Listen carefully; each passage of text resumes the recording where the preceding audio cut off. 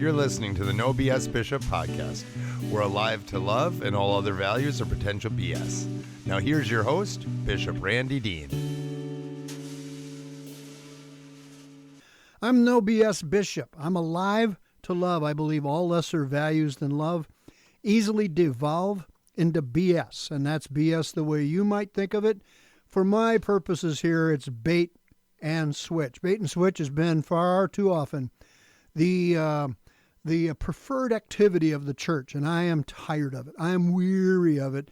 And to that end, if I go to a church, and I have gone to quite a few churches, if I smell BS in their approach or in their preaching or their programming, I walk out the door, because it is not BS that's going to get folks to agree to any brand of faith that we may be holding.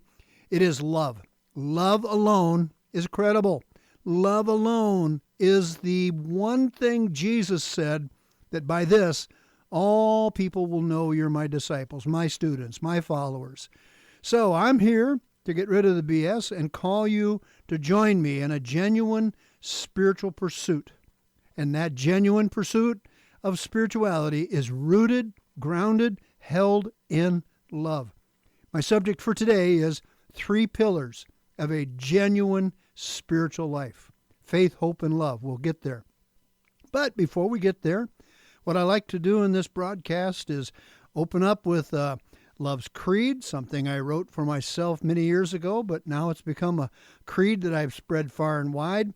People have requested it from me from so many different places. It's really flattering and honoring to me that folks have agreed to and connected to this creed. I'll read that for you in a moment, and then I'll ask you to repeat after me.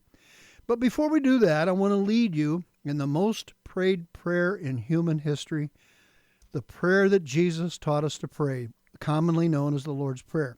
Now, one more time I want to say it. If you don't know this prayer, feel no pressure or shame from me whatsoever. If you want to listen to it and then maybe learn it on your own later, that's awesome. Even if you don't learn it, that's awesome. I just want you to know this short paragraph of a prayer is what Jesus said we could pray and genuinely connect with the God of all the universe. All right? So let's pray the Lord's Prayer. It's the wisdom of Jesus. If you know it, join me. If you don't, listen closely as you do your own attempt to just quietly pray with me. Here it is. Let's join the heart and soul of Jesus when he said, Our Father, who art in heaven, hallowed be thy name. Thy kingdom come, thy will be done on earth as it is in heaven. Give us this day our daily bread, and forgive us our trespasses, as we forgive those who trespass against us. And lead us not into temptation, but deliver us from evil. For thine is the kingdom, and the power, and the glory forever. Amen. That's a significant paragraph. That's praying. And Jesus said, join that prayer. Join into the flow of that prayer. And I've often said here, millions upon millions of people have said these words in some form or another through the centuries. I just draw a lot of confidence from not only the wisdom of Christ, but the fact that I'm joining into a river of voices throughout history. Okay, well, the next is a little bit of a puddle. It's a creek. It's not a river. And it's my own creed that I wrote about a decade ago. And I invite you to savor the words. I'll read it for you in total. Then I want to go back and ask you to repeat after me. Love's Creed. I cherish it. I cherish it, yes, because I wrote it, but I cherish it because it resonates on so many levels, especially today in 21st century America, the United States of America. Here it is, Love's Creed. I'm alive to love. I am not on this earth for hate. I am alive for love. I'm not breathing, eating, and sleeping to regain energy, sneezing, Excuse me, to regain energy for causing pain. I'm alive with plans, dreams, and designs, locked into anything and everything that is love. I am unavailable for anything less than love. And that creed got handed off to you in a quick little sneeze and cough, but forgive me. I try to hit the mute button quick as I can. I missed it, but you get the point. Now I'll go back, give it to you in short bursts, and ask you to repeat after me. I'll try to sneeze or cough in the middle of the pause when I ask you to repeat after me. Here we go. I'm alive to love. I am not on this earth for hate.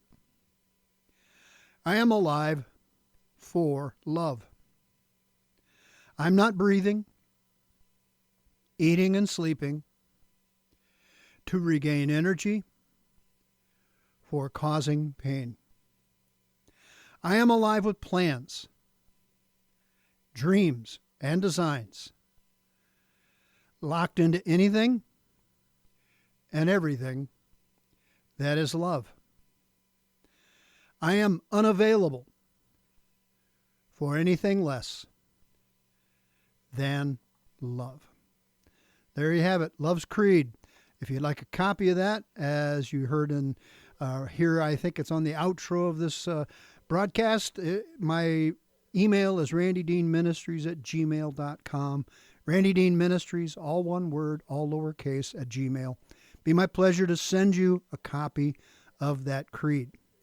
Now, as I told you at the start here, I want to talk to you today about 3 pillars of an authentic or powerful spiritual life. Now, let me before I give you those 3 pillars, I'll tease you a little bit here. There are 3 specific pillars of an authentic spiritual life. I find that far too much of church in America, in the United States of America, is wrapped up in spirituality having to do with where you're going to spend eternity. I don't join that passion. I don't. It's not that I don't believe in eternity. I certainly do. Here's what I do believe about eternity. I'm living in it now. I'm not going to go into eternity when I die. I'm in the ocean of eternity right now. You are too. We're all in this eternal, I call it the big blue space canoe of the planet Earth, floating through the universe in our Milky Way galaxy, and we're orbiting around. We're just circling around this little dwarf star we call the sun. That's eternity, and it's been going on for millions of years in the past. It will go on for millions of years in the future. And all I know is this: I'm right here, right now. And I just am not given. Now, hear me when I say, I have an undergraduate degree in Bible studies and Christian ministry. I have a master's degree that I got from a Catholic university, Cardinal Stretch. I've studied the Bible on my own and with structured studies. I know the Bible. I love the Bible. I've got Bibles that are older than some of you listening to me right now. And I've read it through, as somebody once said, from the index to the maps at the back, more times than I can count. But I don't find the Bible being as absorbed in what's going to happen to you when you die as the basis of our spirituality. So that's why I'm talking to you today about 3 pillars of a spiritual life, the 3 authentic, grounding spiritual life. And none of these things have anything to do with what's going to happen to you when you die. Here's a newsflash for you from Randy Dean. Where you're going is where you are. So if where you are right now is hell, well, that's where you're headed. You've pointed your life toward a hellish existence. But if you're living in some form of heaven, meaning peace, joy, here's a subject, love, there's some kind of love activity inside of you, well, that's where you are is where you're going. So if you don't like where you are, change it, and you'll end up changing your ultimate destiny where you land in eternity. I even used the phrase myself, sorry. But heaven and hell is not the question. Heaven and hell after you die Jesus never asked that, never said, okay, bow your head, pray this prayer, that if tonight, of course he wouldn't say if a truck came by and ran you over and you died, where would you go? Maybe if a chariot came roaring by and the horses trampled over you and you die, where would you go, heaven or hell? He never did that. It was not on his agenda. His agenda was simply meeting people where they were, because I take my cue from how he behaved with the multitudes that came to him, and that is, where you're headed is where you are. So if where you are is hellish, if where you are is broken, if where you are is bitter and miserable and angry, then that's your future. That's where you're headed. That's the destiny of your life. But if where you are is on some level loving and kind and full of faith and hope, well, then that's where you're going.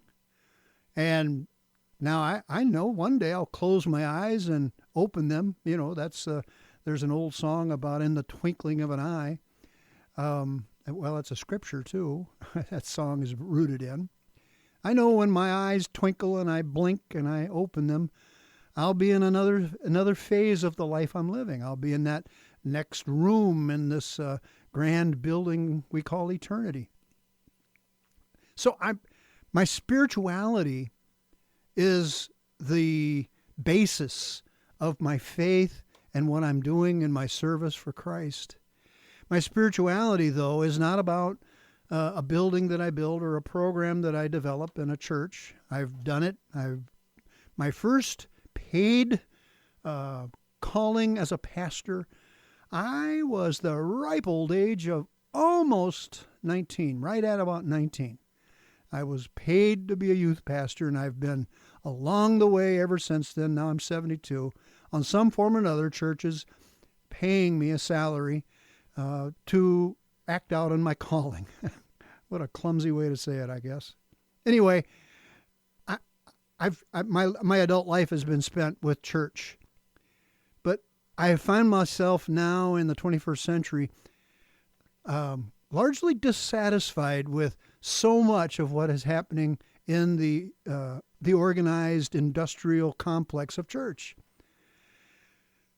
One thing that's happening right now in the United States is a group of monks have taken off on a walk from Dallas-Fort Worth Metroplex area, and they've walked, and today they've arrived in Washington, D.C., and they've done so with little or no fanfare, and they just said, we're going to walk for peace.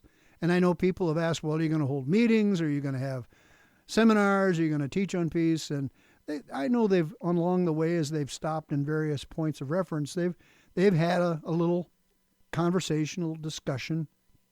But there's been no, all your eyes are closed and your heads are bowed. Nobody's looking around. If you died now, if a chariot ran over you and killed you, do you know if you're going to heaven or hell? That was nothing of that nature.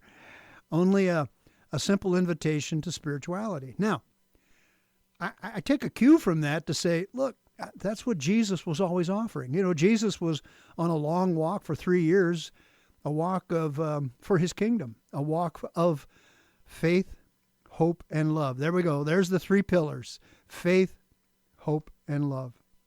He wasn't signing people up for the latest Jesus program, getting them involved in the latest pyramid schedule of how to make money while you're teaching a certain way of life. Jesus was offering them genuine spirituality. He was speaking in a time and in a place geographically where around him was largely impacted by the Old Testament teachings of Moses. Not bad, and yet Jesus said, a better than Moses is standing here in front of you. Those were fighting words. More wisdom is in front of you than you found in Solomon. And of course, he was speaking of himself in both of those cases. But now let me go to the passage from the rough and tumble old apostle by the name of Paul. This guy is a fighter. This guy's been beat up, tossed around, nearly drowned, nearly beaten to death, thrown in prison. And he writes what is commonly known as the love chapter. Now, I'm not going to read all of it, but enough of it so that you know what the three pillars of a spiritual life are. 1 Corinthians 13, it's called the love chapter. Now, in my wedding, that's the wedding of Ginger and Randy. It wasn't my wedding. In that wedding, 1 Corinthians 13 was read for our wedding vows and for the meditation. But here's the problem, and I've used it for weddings through my half a century of performing weddings. Here's the problem, though. 1 Corinthians 13 was not written as bullet points for a wedding ceremony. It was written to a city church, a gathering of people who came together in one form or another in Corinth. And Paul said, here's what you're about. It wasn't for a wedding. It wasn't for a couple. They could apply it, yes. But Jesus said, by this all people will know you're my disciples if you have love. And so Paul picks up on the words of Jesus. And he says, though I speak in the tongues of men and angels, but I have not love, I'm a sounding brass or a clanging cymbal. And though I have the gift of prophecy, and though I have all faith so I can move mountains, but I don't love, I am nothing. And though I bestow my goods to feed the poor, and though I give my body to be burned, but I do not have love, it profits me nothing. Love suffers long, it's kind. Love does not envy. Love does not parade itself. Remember, he's talking to the church. Love is not puffed up in pride. Love does not behave rudely. He's talking to the church now. Does not seek its own, is not provoked, thinks no evil, does not rejoice in iniquity, but rejoices in the truth, bears all things, believes all things, hopes all things, endures all things. Love never fails. And then he goes on to say that here's some things that will fail. But when that is which is perfect has come, that which is in part will be done away. And a lot of conversation about that goes, well, what is that perfect thing? Well, I would propose the perfect thing is the subject of his chapter here, love. But now abide faith, hope, love. These three. This is what stands. These are the three pillars of spirituality. Faith, hope, love. But the greatest of these is love. Well, that again, wonderful use for bullet points in a wedding, but even more wonderful and profound and life-changing, earth-shattering is if the church would stop all of its programming and preaching and hold on tight to 1 Corinthians 13 and say, this is the apostolic rebuke. This is the apostles' command. And the apostle Paul draws it from no one less than the founder of the church, Jesus Christ. Not written as a bullet point for weddings or other things, but specifically to the church, for instructions about how we can live a profound, authentic, and powerful spiritual life. Here's what I believe. I don't think the world is waiting for powerful people who bully and control and are bossy and fear-mongering. And there's a lot of that happening in the church. You know, I mentioned the Buddhist monks, and I've mentioned them a time or two only to have a well-meaning Christian or two around me wag their finger and warn me, oh, that's a new age. Oh, gosh. We're so insecure. We're so afraid that somebody else is going to show up and have something that'll threaten our King, Jesus, threaten the rock of all ages, Jesus. These Buddhist folks are people of peace. And Jesus said in Luke chapter, 11, 10, when he sent out the disciples to go 2 by 2, he said, if a man's house, stay there.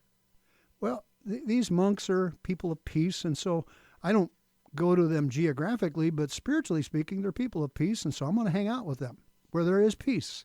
Not there to fight with them, or they're not there to fight with me. So, but see, the world's not looking for fighters when it comes to spirituality.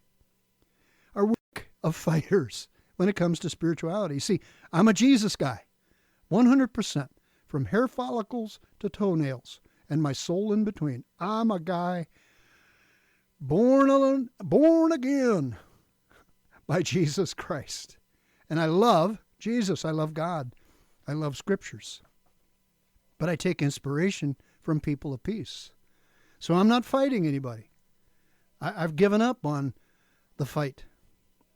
Simply and profoundly, I have come to know and believe and to trust that our world is waiting for the appearance of people who are alive with faith, hope, and especially radiant love. No matter what. Faith that looks past ordinary circumstances. Hopes that are feeling beyond routines. And a love. I've got a few things to say about that. A love that reaches past normal, easy, predictable stuff. Now, hi, I'm Randy. I'm a codependent, and I understand what codependency is. But none of the faith, hope, and love that I practice and I embrace has anything to do with codependency. It's not enabling. It's not me throwing money at somebody who's going to, I know, use it for drugs or alcohol. But it's about me having faith and hope and love for that person that knows boundaries, but also knows how to have faith, hope, and love for that person or others. Because faith, hope, and love, that is faith, hope, and love, is not codependency. And love that is love doesn't have to be tough love. Love that is love doesn't have to make a little asterisk that say, well, but what I really mean is, I believe that the world is waiting for powerful people who live by faith, hope, and love, and they know that the greatest of those three things is love. Now, again, I know because I was trained in the evangelical mindset. I know we're worrying ourselves to a little nub about getting people to pray the prayer and say the right words so that when they die, they go to heaven and don't go to hell. But I have a greater concern. For me, anyway, it's just my own way of seeing this. I'm more concerned about the heaven or hell people are living right now. And quite frankly, I find a lot of pew dwellers who are living hellish existence. They have little or no real love profoundly activated in their life. No sacrificial giving, no sacrificial serving of the poor. Their love is trapped in a notion that what we have to do is make sure more people are going to heaven and less people are going to hell. My concern is the hell people live in right now, the heaven that people could have if they simply chose today, right now, to have faith, hope, and love activated. You know, I've shared my story with my only sibling, my brother, who about 8 years ago, on a Easter Sunday morning, died by suicide through overdose. He spent his whole life battling mental illness and drug addiction, alcoholism of some description. And he finally intentionally offed his life. He told me once, he said, if you want me to go to heaven and everybody in heaven looks like and sounds like all the people in church, he said, leave me out. Because I don't even like those people. He said, I'm going to go to hell because that's where my friends are going to be according to your formula. So here's where I'm at. I don't live by that formula anymore. I don't live by the formula of if you die tonight or if you die today. I live by one thing. Love alone is credible. And by this, all people will know that Jesus is who he said. And now as I close, I want you to remember, the biggest mistake we make is thinking we have more time. Be present. Be kind. Love more. Love now. Mother Teresa said, go into the world today and love the people you meet. Let your presence light new light in the hearts of others. Now, I'm not Mother Teresa, but I am Bishop Randy Dean, the No BS Bishop, and I'm telling you, the profound nature of faith, hope, and love is what we're on this life we call planet Earth, in the middle of the eternity we're living. I'm not concerned about heaven or hell. I'm more concerned about the heaven or hell you're living today, because where you are is where you're going. So why don't you join me in being a part of this movement I call love. Take a deep breath. Stop the anxiety for just a moment and breathe with me, would you? On the count of 3, take a deep breath and feel the cleansing work of that breath. 1, 2, 3. Inhale and exhale. Slow it down. Be in the moment. Bring yourself to faith, hope, and love, the 3 pillars of a powerful spiritual life.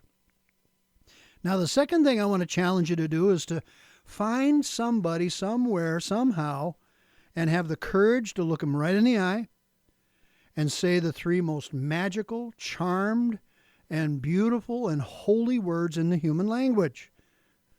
I love you. We don't have to be exciting about it or, grandiose about it, but simple, with eye contact. Say to somebody, hey, I love you. Make it your goal, once a day at least. Shock yourself, shock them, but let love be what you're known for. Love enough that you're not there to preach, but you're there to care. You're there to be kind. You're there to love. So I'm so grateful that you gave me a half an hour of your life and time today. I am convinced that if we can rise and shine and go into the world and do something beautiful, I am convinced that we fill what Paul was talking about in 1 Corinthians 13, what Jesus was talking about when he said, by this all will know you're my disciples, and if you have love. So I want you to rise and shine, do something beautiful today in the rooted beauty of love, and be a person that becomes known as specifically spiritual without being controlling, demanding, or threatening. Yeah? Let's be that way, all right? Thanks for being here with me today. I'm Bishop Randy Dean. It's been a pleasure to call you forward to faith, hope, and especially love. God bless you, and happy trails. Thanks for listening to the No BS Bishop podcast. If you like the show, leave a comment on it. Or, even better, share it with your friends. And we'll see you on the next one.